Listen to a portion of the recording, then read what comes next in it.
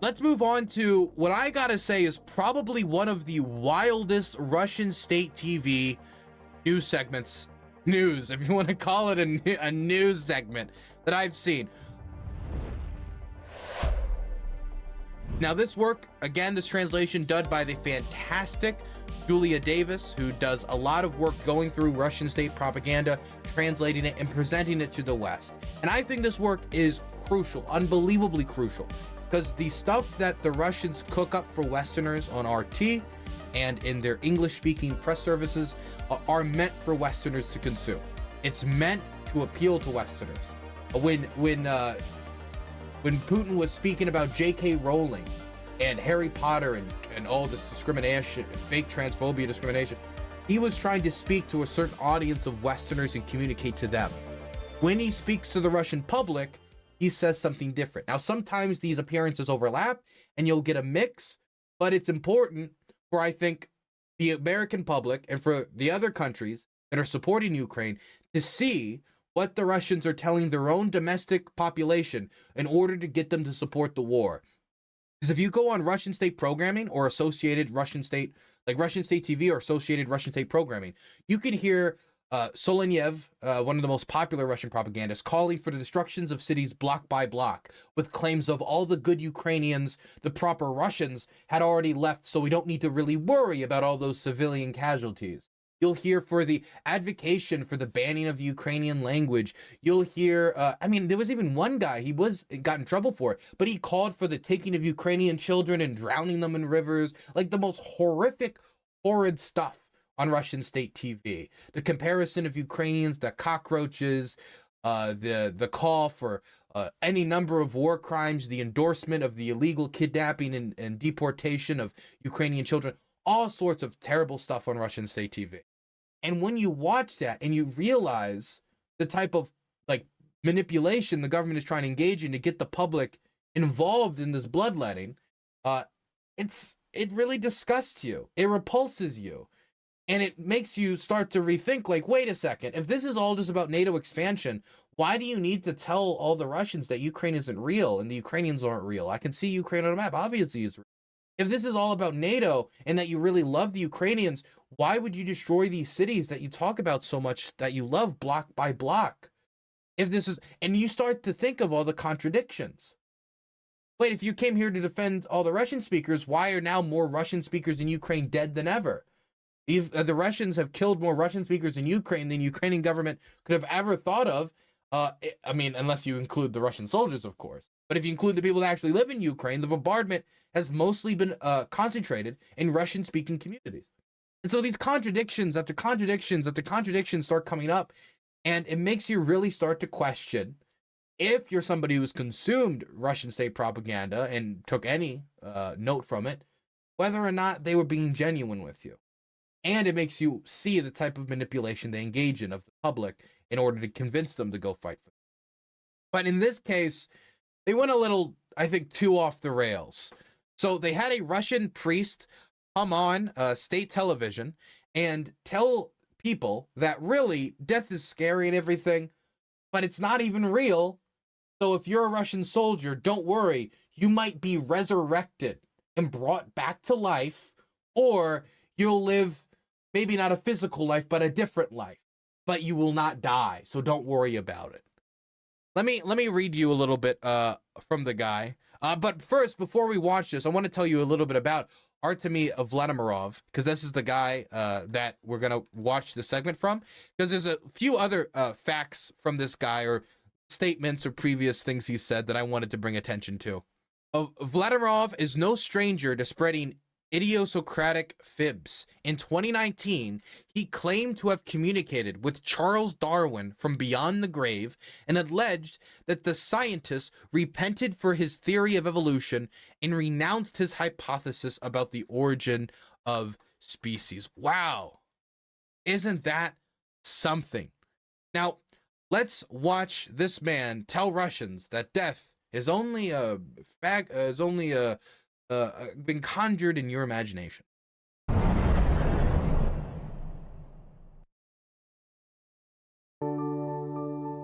Conversations with a priest. Про тему смерти. On the topic of death, I very often talk to my comrades who are currently carrying out their duty in the special military operation. In our first conversation, one of them spoke of losing his loved one. He wrote this phrase about those who perished. Let the ale in Valhalla flow as a river. It forced me to dive into Scandinavian mythology to find out what is Valhalla and what is ale. Wait, did he not know what ale Valhalla was? Okay. I somehow suffered through that situation. Then there was more tragic news and so forth. I generally tried to explain that death does not exist. In the situation, when he lost someone close to him, he cried, even though he is a very serious military guy. Pardon me, perhaps I am boasting. But in that context, I was able to convince him that death does not exist. He was encouraged by that. Perhaps it should be discussed more often. Many, especially those who are there, probably don't understand something and become hostages to some superstitions or some pseudo-teaching. We have a very big formula of life. We say that death does not exist. It may seem strange, but it encourages people and helps them to cope with their loss. I love oh, you guys don't need to believe in that pseudo-scientific nonsense. Believe what I just said, which is that death isn't real. And this is what I've told mourning soldiers to comfort them, to make them go through a stage of denial instead of a stage of acceptance. At the same time in war, there are no unbelievers. When you are facing physical death, every fiber of your soul comes alive. Right now, there are many wonderful testimonies of Christ's victory over death. My wife sends me many military testimonies and videos. Before Lent, I watched a video about one Chinese man who participated in the special military operation. God, it must be annoying to have to say that every time. You just say war. Call it a war. It's a very special military operation if you lost over 300,000 soldiers in a non-war. A bullet hit him in the stomach, destroying all of his insides.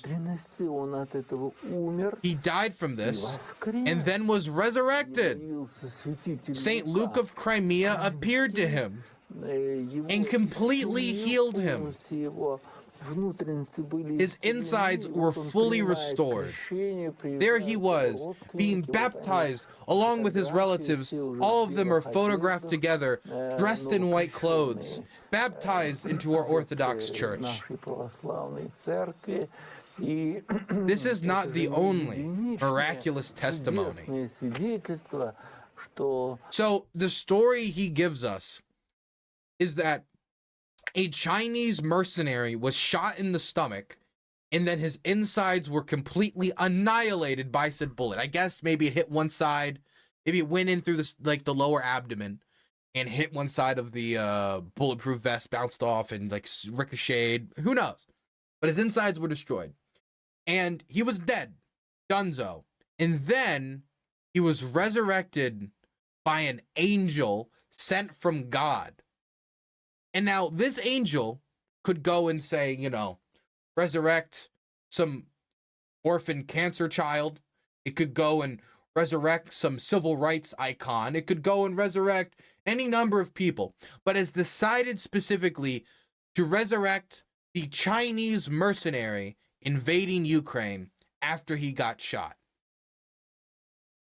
And then direct him towards the church that tends to be telling people, and has told people in the past, Kirill has, that if you go to Ukraine and you die killing Ukrainians, you'll go to heaven.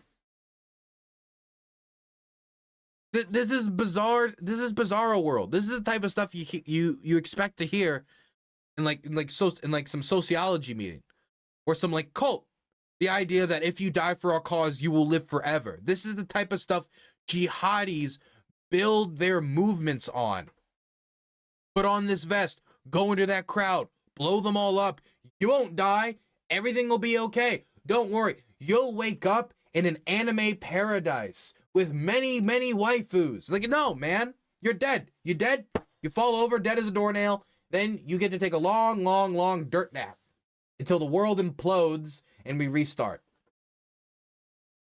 And instead of accepting that reality, he has instead accepted the reality where the soldiers just never die. They just live forever.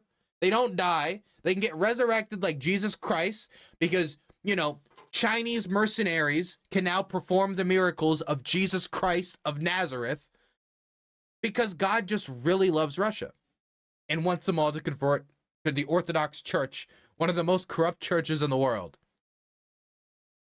Of course, the Moscow Patriarch. I mean, do I need to bring up again the time Kirill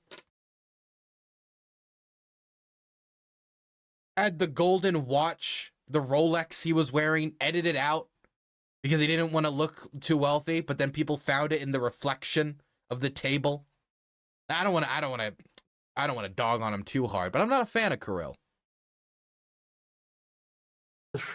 The resurrected Savior was visiting soldiers who laid down their lives for their brethren.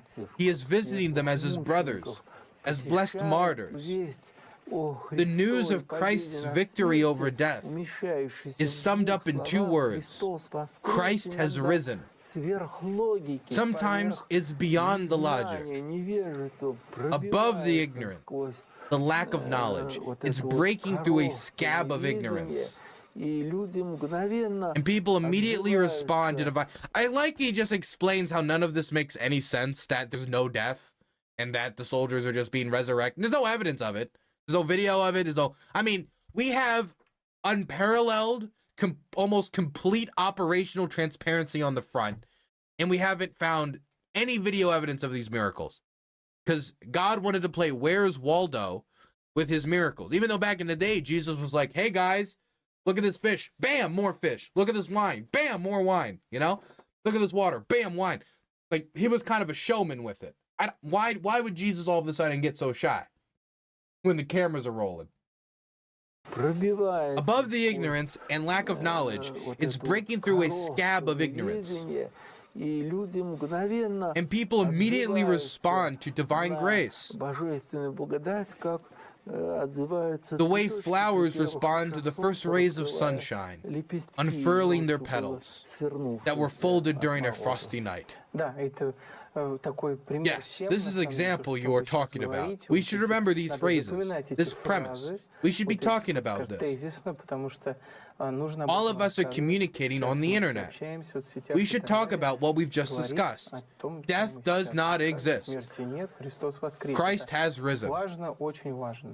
This is very important. Our ever memorable archpriest Dmitry Smirnov was one of the first. Can I just say, now, while this is ridiculous, this is also, like, horrible.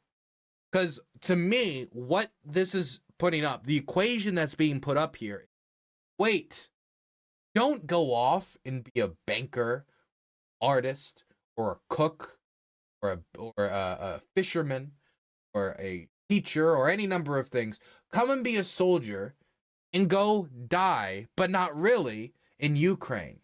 And if you go to Ukraine and you die and you sacrifice everything in this life, don't worry, there's more in the next one.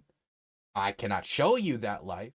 I cannot prove to you it exists. But what I can tell you is that the state believes, or at least me, Mr. Priest, believes that death isn't real. So if you go over there and die, it's of no consequence. And not only is your death of no consequence, but also, if anything, it's a gift, because then you get to go into this spiritual life. So death does not exist. It's a scam.